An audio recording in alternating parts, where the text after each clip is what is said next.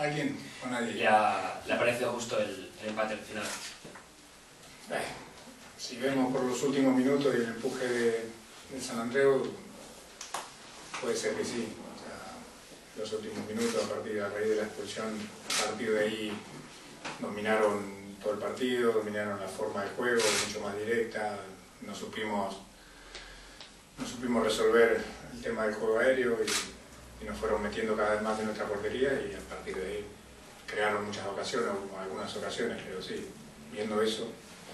Hasta la expulsión yo creo que estábamos bien, que habíamos hecho lo importante que era meternos por delante y manejando bastante bien el partido, o sea, sin sobresaltos y manejando bien los tiempos del partido. A partir de la raíz de la expulsión ahí hubo un poco de descontrol y puede ser justo, sí. Quiero que me valores las dos jugadas claves, la del penalti y bueno, la roja Niebla, que supongo que el árbitro no era consciente que tenía una amarilla, porque si no, no echa un jugador por eso.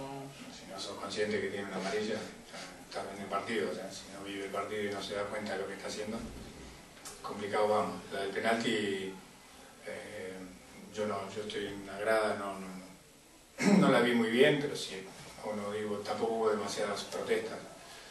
Imagino que habrá sido de una mano, que la mayoría de las manos ellas se pitan penalti, yo no las pitaría porque casi ninguna tiene casi intención, pero si las pitan, ahí estaba para pitarlo, pero el árbitro mejor dejémoslo en paz. ¿Hasta qué punto cree que el equipo se ha conseguido sobreponer a las diferentes variaciones tácticas que hacía el San Andreu? Cuando iba añadiendo nuevos jugadores. Nosotros sabíamos hasta cómo iban a jugar, sabíamos que por momentos iban a intentar jugar y después tenían la opción del juego directo.